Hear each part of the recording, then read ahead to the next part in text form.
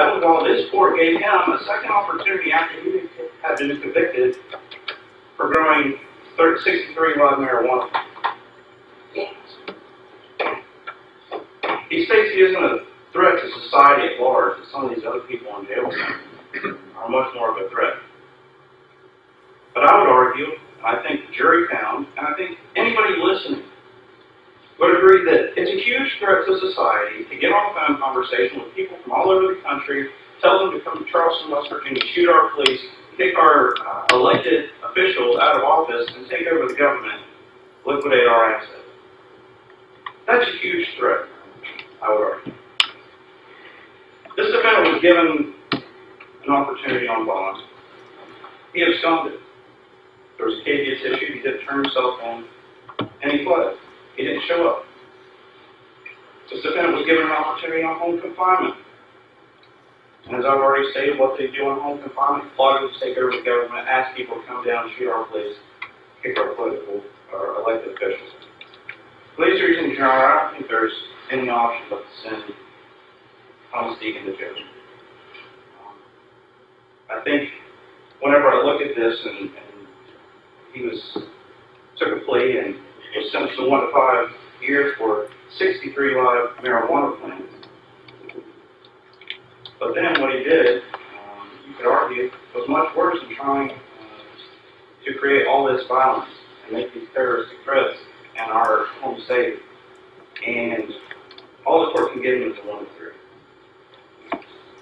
And for that reason, Your Honor, because he's been given all these opportunities, because the court can only sentence this defendant to a 1 to 3, I would ask that you impose the 1 to 3 sentence on this defendant, that you run a consecutive to a reimposed sentence of his 1 to 5 first home confinement regulation. Mr. Deegan, anything you want to say in response? He was reading a lot from the complaint that when questioned about his own complaint on the stand, admitted that he had no factual basis for it. He did leave out the fact that pursuant to an act of Congress, that we were declared enemies of our own country, and that by definition he would be a war then. He didn't bring that up. He did say that I said, if you see the police coming and pulling up in a vehicle, I suggest you shoot them. The word right there, key to suggest. Someone asked me.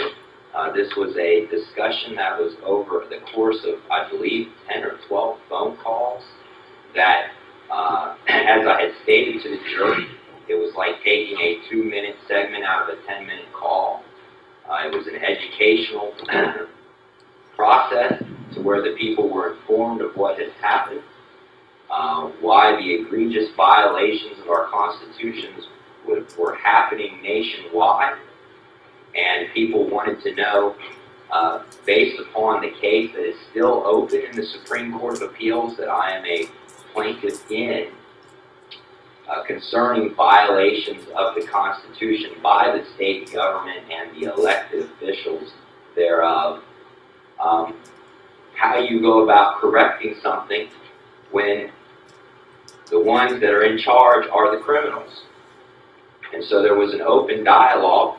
I admit I had the phone call. I had several of them, but they did not play because it wouldn't have helped them any if the jury would have heard the entire process from beginning to end, starting in 1917 to present day. And of course, I know that his duty as an attorney for the state is to only show what's beneficial for his client. But his client is not alive. His client is not a person. It's a creature of the mind, an artificial abstraction, as the Supreme Court has ruled over the course of our history in this country from 1795 on. And that I'm a live person here sitting. And that there was no actual harm. And he failed to play the Thursday call, which was 2 days later, when I told him that the people misconstrued what was said, and there's a maxim of law, a slip of the tongue shall not be harshly punished. And during this hour call, 2 days later, which they failed to provide as evidence because it wouldn't help their case any, I did state that my tongue had slipped several times in the passion of the argument and the phone call, and that the three of us that had sued the state and was still in suit with the state would not support any violent actions because we do not wish to see bloodshed. We were doing this for the benefit of our children, our grandchildren, and children of the communities that have a right to liberty. Because without God, there is no liberty, and there is no God left in this country at this point. The two plaintiffs that I sued with, one is a school teacher, still employed, who sees no problem with me and is still actively assisting me in my defense. And the other is a retired postal worker. Both of them work for the government. And they see the problem with the government. They see the violations. That's why we sue.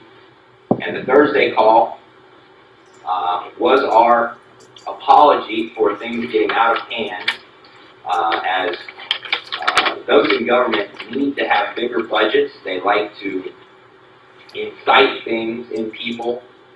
And in the heats of moment, many things are said by many people all over this country that would be crimes that, because it was said in the heat of the moment, the people understand that. Once again, a slip of the tongue should not be harshly punished. In the complaint, there's only one thing that he could actually quote that I said, and it was a slip of the tongue, because I did not frame it properly. And that was, if you see the police coming and pulling up in the vehicle, I suggest you shoot them. And it was not framed properly by me at the time, and it should have been. If I would have framed it properly, I would have said that our Congress declared us as enemies of the nation in '33 during the bankruptcy. And as an enemy, by definition, you are at war. And you are permitted to take arms against the arms, another maxim of law, another time-tested truth. You may take arms against the arms. Now, I've never advocated violence. Like I said, when they tore my home apart the last time, they could not find any weapon of violence or any evidence of any crime on any of my property. All they had was a portion of we're looking at 24 to 30 hours of a phone call with the same people, week after week, discussing, brainstorming the same problems facing our country. It was a slip of the tongue. He says I'm not remorseful. The Thursday call quite clearly showed it. That's why he did not want to play. The portion that I got to play at the Monday call clearly showed that no, this was not what I meant, people, and that people took it out of context, and that during the heat of the moment things were said that should have been worded better. Should have been worded better. You do have the right to defend yourself. You do have the right to defend your children. I never advocated any violence of any kind. There was active duty military that were on that call that have spoken to me personally. And being as their active duty, that's part of the government. So part of it, the own structure itself said something is wrong and wanted to know, are the people looking for the change? Because the military follows the civil order. The civil authority is the people. And so I think he has tried to shed a dark light upon me. I'm a person, I'm a human being, I'm a father, a son, just like everyone else here. And had the entire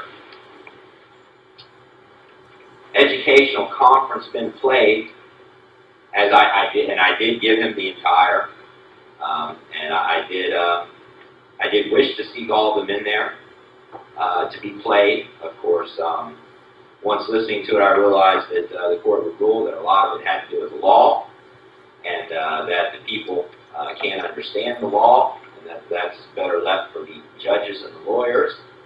And so I did not bother to bring it up. But they did play the following Monday call. They also played the Robert J. Morris call. Yes, I said I would continue doing things because you are allowed to protect your country, your state, and your children from infringements upon the God-given and constitutionally protected rights. of those people. You have a duty to protect them. You have a duty to make sure the children in your community are safe, and that the government, the elected officials, are following their employment contract, the Constitution. He's failing to show and say that there are violations, outright violations by elected officials. We proved it in the West Virginia case. It's still open. It's still open. As a matter of fact, one of the parties has ruled on a matter in this case when he did not even have the authority to rule at that point because he was a defendant and should have excused himself from it. I'm not going to seek an appeal in any of these matters.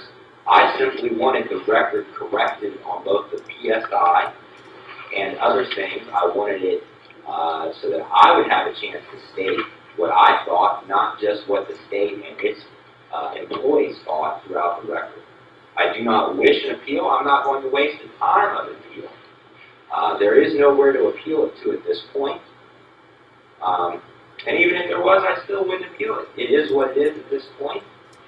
Now we're just trying to pick up the pieces of my life because no one else's life has actually been affected.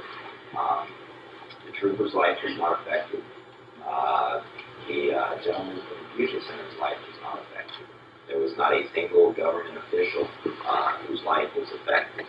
Only mine, my children, and the children who have lost years and decades through violence by government and its officials and the oppression of the people. The people are the supreme power in our Republican form of government. We have the right to speak out against it. Patrick Henry made some beautiful statements against the British government that were much worse than mine ever were. At points in time, debate and open debate is required. With that, once again, I will say I simply wanted the record correct on all of my documentation I filed. That's all I wanted. My name proper. If they want to do it in a proper format, that's fine. If not, I just wanted to say my side of things as the state and all of their employees always have their say. Same with the pre-sentence investigation. The one from last year I did not get to see, even though I was represented by counsel. There were many problems with that counsel, and I just wanted the record corrected, since it is part of a permanent record for people to see in the future. That is all I wanted from it. I was not trying to be sarcastic in any way, as the trooper has said, or non-remorseful. I just simply want the truth out there, and it takes both sides to get to the truth. With that, that's all I have to say. I've said that I think that I'm not a threat. The report shows it. It said that I was eligible for alternative sentencing. Once again, I'm just going to ask for that. I've done, I want to go home. I want to see my kids. I want to see my family, just as the state employees get to go home too. And once again, there was no one that can get up there and say that I harmed them in any way, shape, or form. And with that, I think that I've been as remorseful as I can for doing something that I believe in, and no actual harm was caused by me upon any person or property at any time. With that, I thank you for allowing me to speak. I think that I have tried to be as respectful as I could in fighting for my freedom. If I disrespected anyone in any way, I even apologized to the cop. I felt bad about the way I had to treat him on the stand, but I was sitting here fighting for my life, and I think that anybody in my place would do the same. I'm not trying, we have differences of opinions. That's why we're human. But with that, I am a respectful person. I've tried to show as much respect here as I can. If I didn't show as much as you thought, it wasn't me on purpose. I'm just, like I said, I wanted the record, my side to be heard, that's all. With that, thank you. Court will find order of the judge that the defendant is guilty by finding of guilt by jury in case number 16-F-25 of the offense of making terroristic threats and felonies contained in indictment number 16-F-25. Pursuant to said finding, it is ordered that the defendant be committed to custody of reasonable correction for a term of period of no less than 1 or more than 3 years. Said sentence will begin as of April 14, 2006.